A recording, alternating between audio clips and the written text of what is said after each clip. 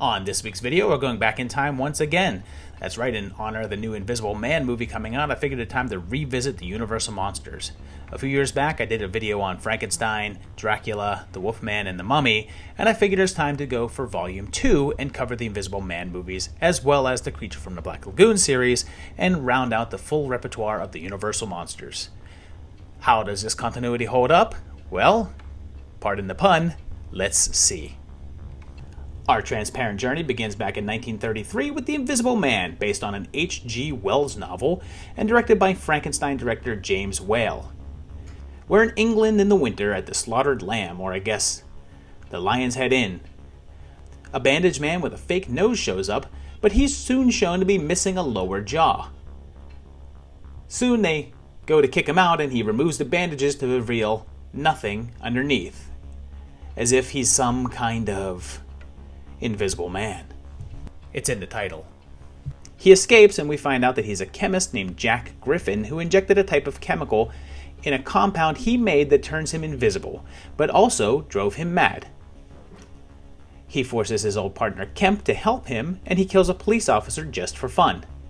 He gives some invisible facts like undigested food is visible, rain and soot make him visible, dirt under his fingernails would be visible, and I mean, that's kind of weird. At what point does food become digested enough? Do the nutrients the body feeds off become invisible? How does his physiology recognize it? Is it the same with any substance not native to his body chemistry, like water, oxygen, or even drugs that he would inject? How about viruses? They're not a part of his existing body chemistry, and they're actually foreign matter, so would they be visible? And what would that even look like? Plus, he's nude like all the time, so this is a naked man hitting someone with a chair. Griffin's girlfriend finds him, and fun fact, Gloria Stewart plays the older version of Rose in Titanic. He's hunted and causes more chaos, just, I guess, randomly throwing people down hills and straight up wrecking trains just because he can. Kemp betrays him, so he swears to kill him, and the police are ready, but Griffin's too clever and kills him. He's not too clever to not snore, though, and they corner him in the snow. 3 quick gunshots later, and in the hospital, he dies, becoming visible again. The date is never said, so we're going to roll with real-time 33. It took a while for a sequel to emerge, but in 1940 we finally get The Invisible Man Returns, and is it a sequel to The Invisible Man? Oh yeah, it is.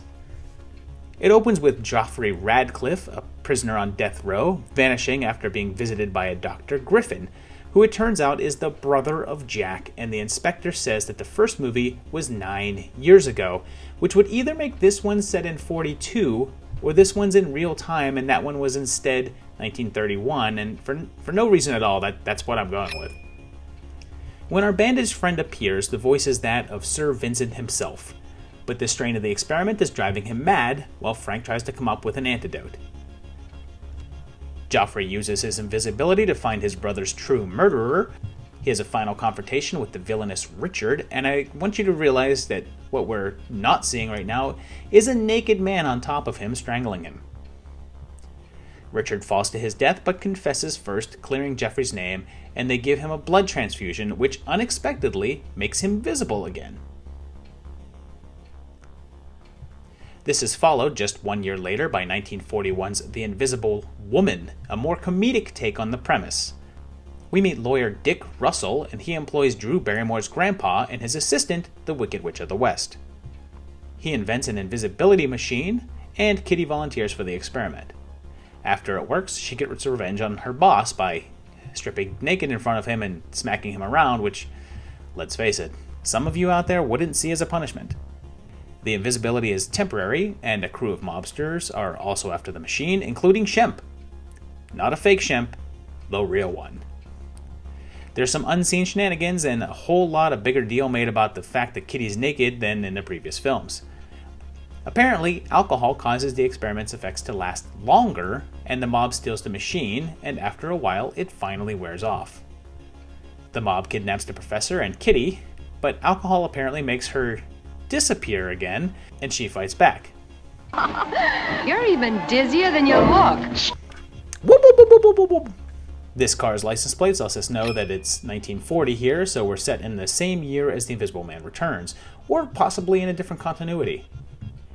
They beat the baddies, and we cut to a freaking baby, so I guess that Dick and Kitty had a kid, so this will be at least 9 to 10 months later, so in 1941 now, and the little guy vanishes. Only one more year later, we get 1942's Invisible Agent, which kicks off with a newsboy talking about Oregon State playing Duke in the Rose Bowl, a game that occurred on January 1st, 1942, so we'd be set in 41 here. We meet young Frank Griffin, who the Nazis here say is the grandson of the creator of the invisibility formula, and that it was invented by Frank Griffin Sr., who was shot by police. And this really messes with continuity here, as the creator of the formula is, of course, Jack Griffin, who was not married and had no children that we are aware of. And Frank Griffin was his brother from the sequel. Also, young Frank Jr. here is too old to be the grandson of that character or the original Jack, so we have two options here. The first is that we're simply in a new continuity, not connected to the previous films. The second is that Frank here is the son of Frank from the second film. If that character was supposed to be around 40 and Frank Jr. here around 20, it makes sense, and it's possible that the Nazis are simply wrong about his lineage, and Frank Jr. feels no need to correct them since he'd rather keep his secrets anyway. We're given news of Pearl Harbor's bombing, locking in our date, and he uses the serum to enter enemy territory, and meets up with a secret agent, and again, this is a man standing in a room talking to a woman while smoking, while completely naked. He puts on some makeup to give himself a face, which is the first time this trick is used in the series, and then finds out about a bombing in New York, but is trapped in a net. I should point out that Peter Lorre is here playing Baron Ikido, who I guess is supposed to be Japanese, but is neither Japanese nor does he look it. It actually took me until about 3/4 of the way into the movie to realize the character was supposed to be Japanese. They escape and warn New York, and it turns out that Frank is visible again. The series returned to a more horror-styling entry with 1944's The Invisible Man's Revenge, featuring John Carradine. Frank Griffin Jr. is back and on the run for murder, but is named here as Robert Griffin, so possibly a different character? It's the same actor. There's no mention of invisibility and being an agent, so it seems likely, although it puts up in the air, whether this is a new continuity or just a new character with a similar name. After he's double-crossed, he winds up in the home of an eccentric scientist with an invisible dog. Griffin is shocked by the invisibility, so definitely not the same guy. Robert volunteers for his human testing, and is successful, so he starts to get the revenge that the title promises us. He gets up to some invisible shenanigans, but when he wants to be visible again, it's revealed that he would need a full blood transfusion, which would kill another man. He uses the doc, killing him, but it doesn't last long, so he has to do it again, but is stopped and killed by the doc's dog. There's no date on this one, so we're just going to go ahead with real time again with 1944. The character took a break and didn't return until 1951's Bud Abbott and Lou Costello meet the Invisible Man, bouncing back to a comedy slant for the series. There was a brief cameo at the ending of Abbott and Costello Meet Frankenstein, where he was voiced by Vincent Price. But here, we get a new Invisible Man and a full feature appearance. Our duo are graduating to become detectives, and they're the class of 51, giving us our year. And Tommy here is accused of murder and enlists the boys to help him. He agrees to be a test subject to become invisible to solve the murder he's accused of, and the doc says that the formula drives you crazy, and says it was created by John Griffin, tying it to the first film.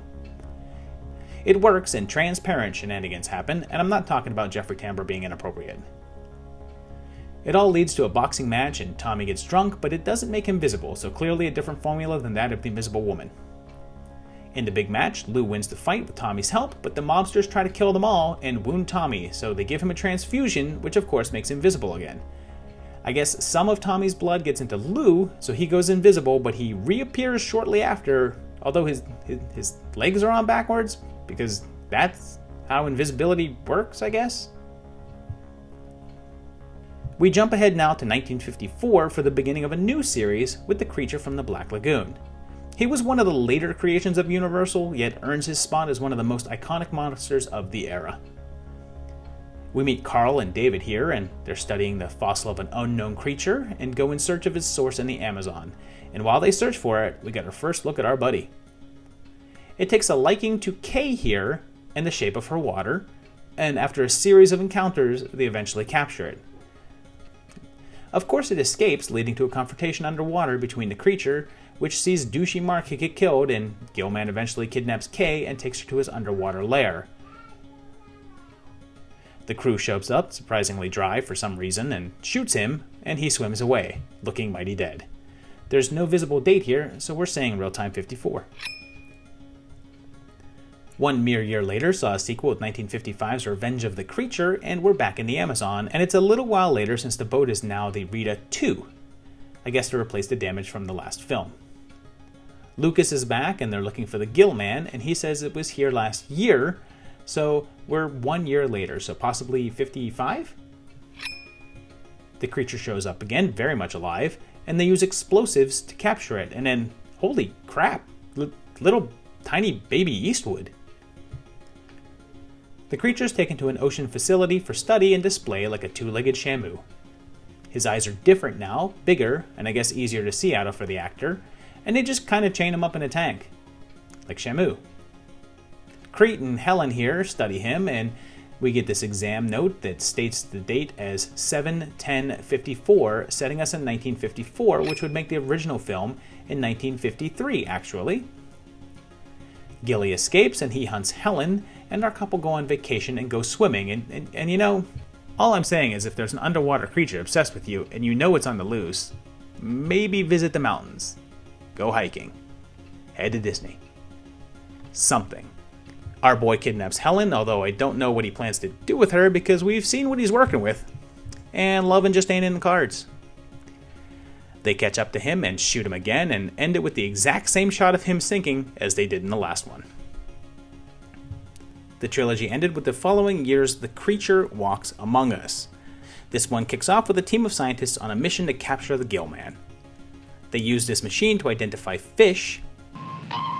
Giant rock lobster. Rock lobster! They find him and in a confrontation set him on fire and catch him.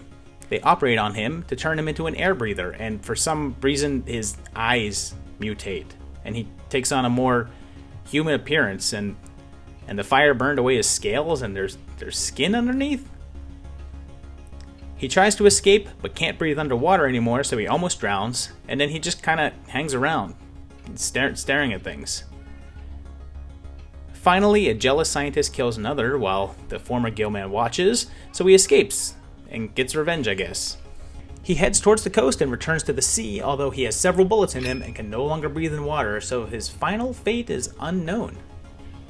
So there you have it. It's actually 6 Invisible Man movies and 3 Black Lagoon movies that have not so much of a continuity. Invisible Man's one's kind of I guess I had a transfusion within the last couple minutes. The Invisible Man continuity is kind of all over the place. In the first couple of movies, they kind of tried, I guess, but didn't really work. It kind of becomes a little bit more anthology-esque. Odd that the one that actually seemed to have the most continuity was the Abbott and Costello one. The Creature series actually did have a nice, solid continuity from film to film. It actually worked and maintained it. There's some pretty unlogical things that happen in that one, but that makes sense. A lot of these are fun to watch. The Invisible Man earlier ones are really great. The Invisible Woman and the Invisible Agent neither one of those are really that much fun to watch. But the Abbott and Costello one is probably one of the first, I guess, the Universal Monster movies I ever saw when I was a little kid, and I have a very special place in my heart for that one. The Creature from Black Lagoon, the first one, is gorgeous, has some amazing underwater scenes. The photography in that is fantastic and gorgeous and beautiful, and the other two are a little iffy, especially the third one, which is very, very dull. But if you're a fan of the Universal Monsters, you gotta check these out, because this is the original cinematic universe and holds up today. A lot of good stuff. Well, I hope you enjoyed this movie. I hope you enjoyed this flashback to the Universal Monsters, and that's Volume 2. We still got some Hammer movies to cover, but the Universal Monsters series are pretty much done now. So let me know what else you want to see from the classic monsters, and let me know what else you want to see in general. Let me know what you thought of this video. Do all this good stuff. Check out my patrons. Check out my Patreon page. Order a t-shirt if that kind of thing interests you. I got the new Horror Timelines t-shirts that are available. There's like some phone cases and stuff there too, so check it out if you like. And otherwise, I'll see you in a little while for another great video. Thanks, guys. Bye. No, don't leave that. No, leave that go. Look out for that, babe.